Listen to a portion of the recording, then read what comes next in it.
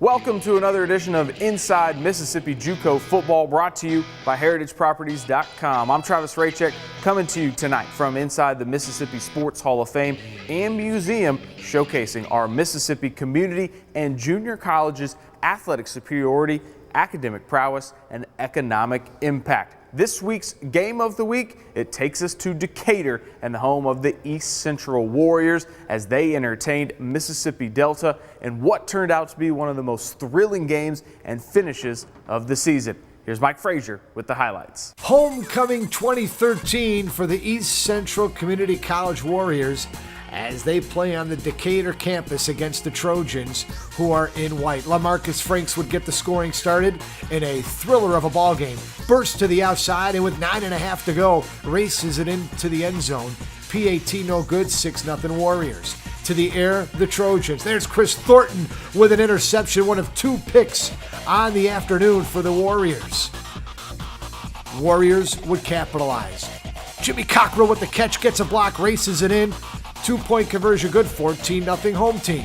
Trojans going to get going. There's Pisario Collins with the catch and a nifty move. Trojans on the board, PAT no good. 5 minutes to go first quarter, 14-6 Warriors. More Trojans. Remember this guy, folks? Carlton Archer with the catch. He did it against Coahoma last year when we covered him, and he showed up again here this afternoon. Trojans cut the lead to 1. Now they go for the lead on the final play of the first half. 25-yarder by Goodman, and the field goal is good, and Mississippi Delta leads at 16-14 at the break. Wall of sound of East Central Community College entertaining the crowd at halftime in Decatur. And there's the state championship baseball team receiving their rings and plaque at halftime. Second half action now, Farmer to Cockrell, touchdown. And East Central opening up a lead. Franks again going to race this one in. And it's 30-16 East Central playing here in the fourth quarter. But the Trojans weren't done. Pass here to the near flat. Caught for a touchdown. 30-23 with 9 minutes to go in the game. Jalen Daniels, the Greenwood native, looking to go to the air inside of 2 to go. Finds his Greenwood native Cameron Carter with a catch. Oh, what a grab. Cuts the lead to 1, and now Jeff Tatum says, let's go for 2. Who do they give it to? Edward McCagney off the left side, and Mississippi Delta with a 1-point lead. 4th and 12 now for the Warriors. They must score or at least get a first down inside of a minute to go. Jimmy Cockrell with the catch. Touchdown Warriors, and they take the lead back. Last chance for the Trojans. 46 seconds to go. Weak side blitz, and Rags gets there. Sacks Daniels, and East Central collects its first win of the year, winning it over the Trojans. Coach, first win as the East Central head coach. Your thoughts? Well, I'm just happy for the kids. You know, it's been a long 6 weeks for them, and our staff did a good job. The kids kept fighting like they've been, but that's what we're happy for as a young man. That play call. Talk about that call. What did you guys discuss during that timeout? Well, we've had that call in the whole game, and we were figuring they were going to bring pressure. They didn't, but Jimmy ran a great route. Donnie made a great throw, and Jimmy made a big league catch. Neil Holloman now joining us. Coach, let us be one of the last to congratulate you on a state baseball championship. Well, I appreciate it. We've been fortunate. We've had some success, and that was the third time that we'd been in the championship game in the last 7 years. And last year's group was a special group. Now it was a team full of sophomores. It really felt like they were pretty good, but you never know how it's going to start. And we started out 8-12, and it was kind of a surprise. They weren't real satisfied with the way they started. It was the first group that I'd ever been able to point to where I wasn't able to say, hey, it's lack of effort or lack of attention, detail, and that and the other. We just simply weren't playing well, and they stuck with it. And it came around, and we all started playing well at the right time, and we were able to win it, So, what was that feeling like when moments after you won the state crown? Well, we were going into the conference championship game, and I told our guys that morning, it really didn't matter.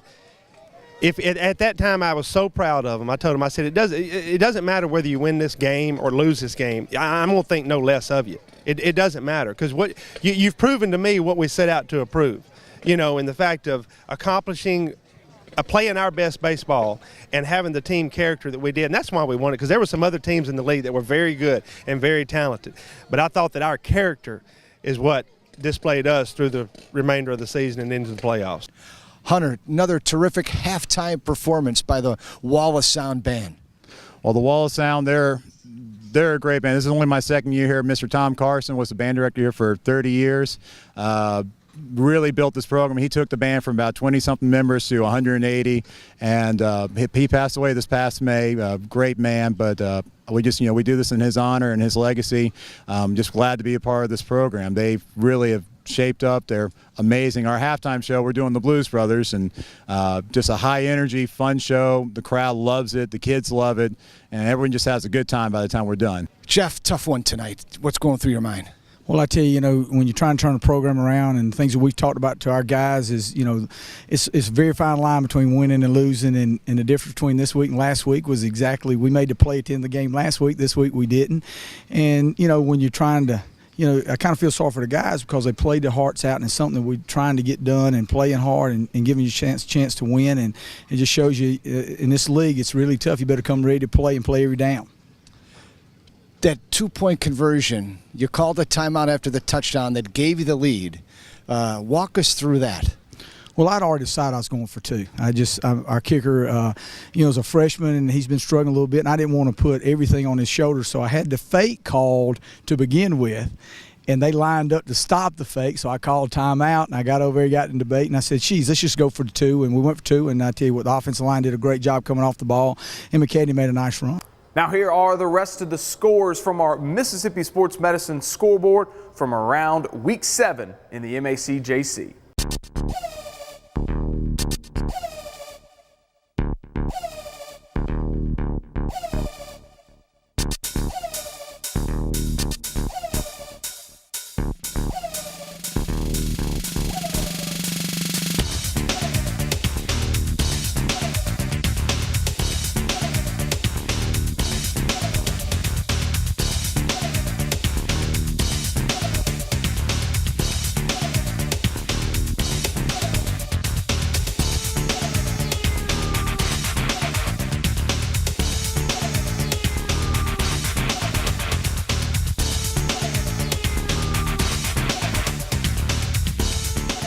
Now we'll look at the updated standings after Week 7.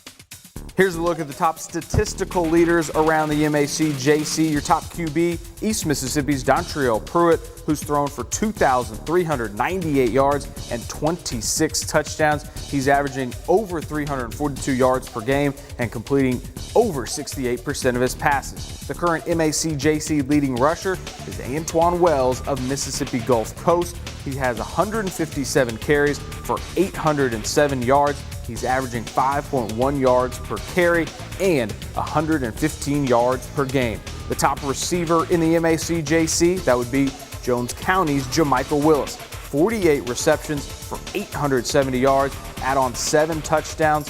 Willis is averaging 124.3 yards a game. And on the defensive side of the ball, Colin's Jordan Harris continues to lead the league with 103 total tackles. Here are this week's MACJC Players of the Week as voted on by the Sports Information and Public Relations Directors from around the MACJC. On offense, it was East Mississippi's Dontrell Pruitt. Pruitt, a sophomore quarterback from Laurel, threw for 300-plus yards for the 5th straight game by completing 19 of 32 passes for 327 yards and 3 TDs, and East Mississippi's 59-0 home division win over Northeast Mississippi. He also rushed for a game-high 60 yards and 1 score on 8 carries to account for 387 yards of total offense and 4 TDs against the Tigers. On defense, it was Hines Community College linebacker Herbert Harris. Harris, sophomore linebacker from Clinton, finished with 15 solo tackles and 4 assists, leading Hines to a 24-20 victory over number 2 Jones.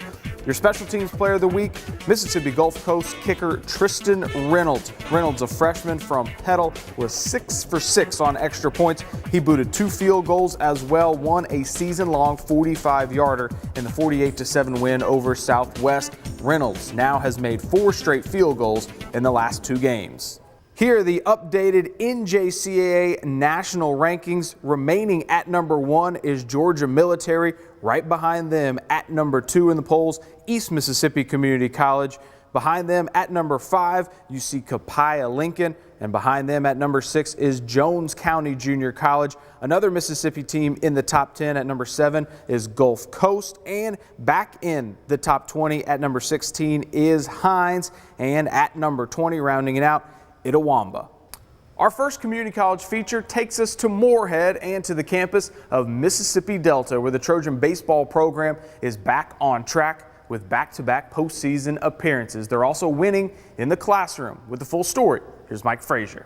And we're here at Trojan Field on the campus of Mississippi Delta Community College, a baseball program that is steep in tradition. Just recently, the last 2 seasons, they've made the postseason, and their expectations are high in 2013 and 2014. Elsewhere around the campus, their dental hygiene program, strong, nationally recognized, and has a 100% graduation rate. And we're here on Bella Pani Baseball Complex, Trojan Field, as we talk now with the head baseball coach, Michael Avalon. And Michael, this is your 3rd year now as the head coach. Both years you've made the playoffs. That hasn't been done here in the 7 previous seasons. How have you been able to make that accomplishment happen? Well, it was it was obviously a total team effort. One of the biggest things that happened was I got hired here in August 1st, 2 years ago, or almost 3 years ago now, and inherited guys that were already recruited and already in the program. The thing that those guys did was they bought into our philosophy. They believed in it. They learned how to compete, and they believed that they would find a way to win. What are your goals and expectations for this year? Our goals, really never change. Our goals are to compete for a championship every year.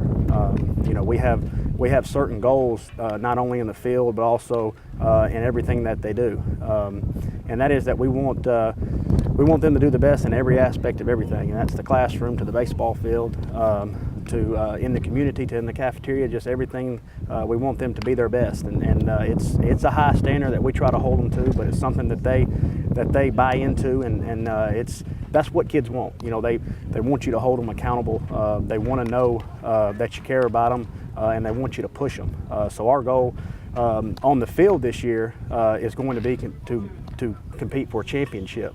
Mississippi Delta baseball, throughout its history, has won more baseball championships than any other team in the state. The acronym SOAP, S-O-A-P, appears on players' apparel, their personal items. What does it stand for, and did you come up with this term? What it stands for is success equals organization, attitude, and pride.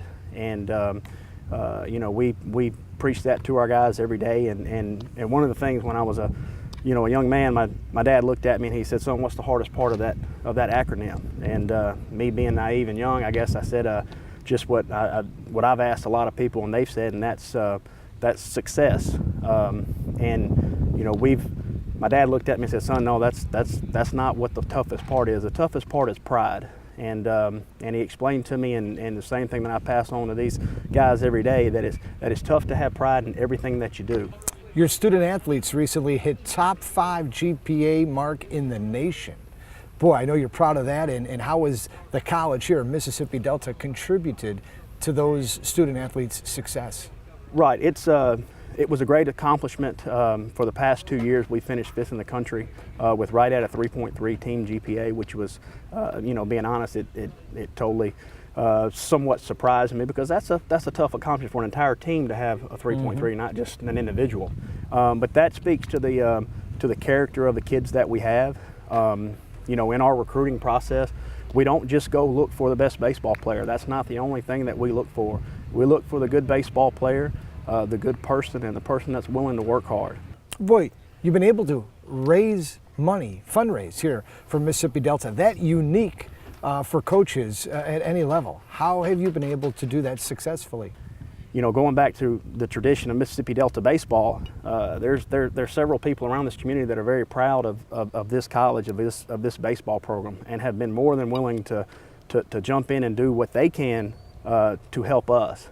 So the community has been great, but I also have to say that I speak back to the people and the kids that we have on this team and the families they come from. The families, are all across the state of Mississippi and also out of state. These families have been more than generous to this program. They understand and they want to see this program succeed as well as we do.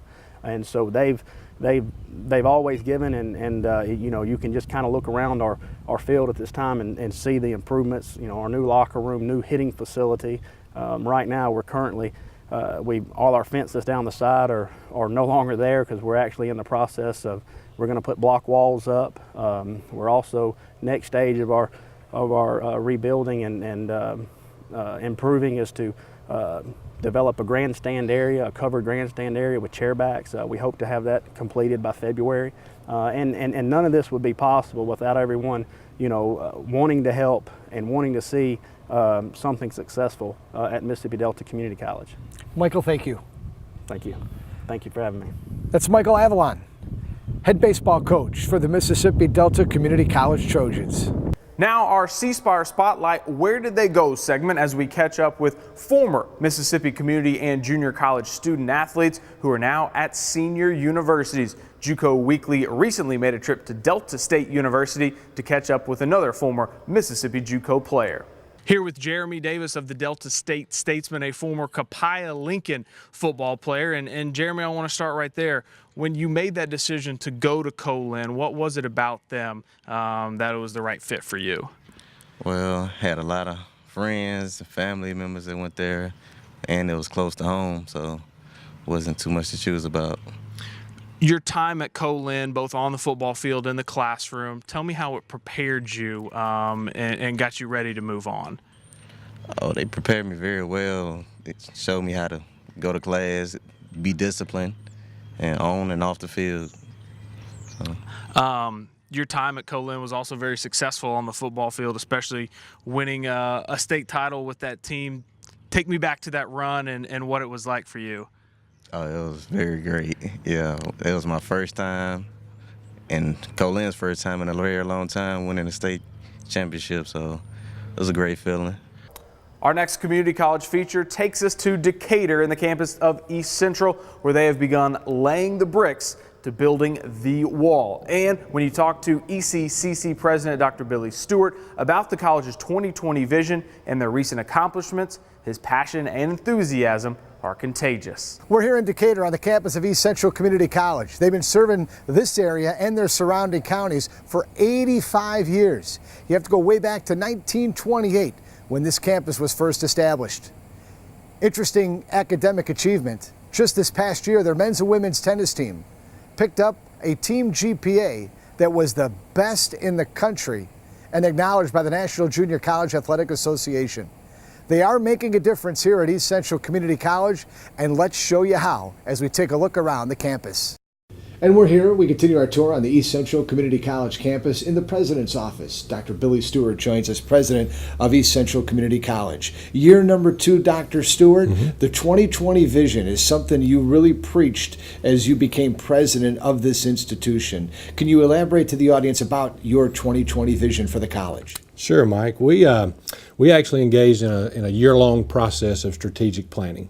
And that year-long process, we met with community groups, students, faculty, staff, a number of groups that we wanted to know what do they want at East Central Community College. And so as we began to do that, we came to a conclusion as we concluded the year, and we have a vision now at East Central. And I can sum that vision up in 4 words: nationally recognized, locally preferred.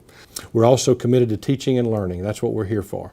We actually just committed and finished a project over $200,000 of technology throughout our campus and in the classroom. So our instructors can use technology and the tools that's available through technology to assist the teaching and learning process. We're also in it for community partnerships. We're going to really focus on partnering with our community to meet educational needs, workforce needs, any of the needs our communities have. We would like to do that. And we have some plans to do that even in the fall of this year and also in the spring.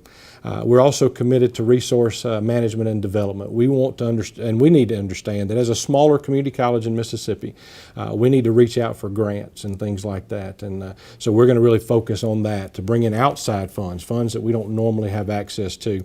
And then communication. Dr. Stewart, Tony Dungy will be coming to the Decatur campus here in March. Can you elaborate to the audience about that visit? I sure can, Mike. We are so excited to have someone like Tony Dungy who has agreed to visit East Central Community College. Coach Dungy has a personal relationship with Coach Karcher. They've been friends for many years. And when we began to think who could we invite to come and help us share that vision of a new football operations center and the development of the entire athlete, the whole person development, who would we want? There is none finer than Tony Dungy, who has really believes in the mission that we've adopted here, and that is the whole person development. And he's excited about coming to East Central in March to spend some time with Ken and with us and help share our vision of what it is about the development of the entire person.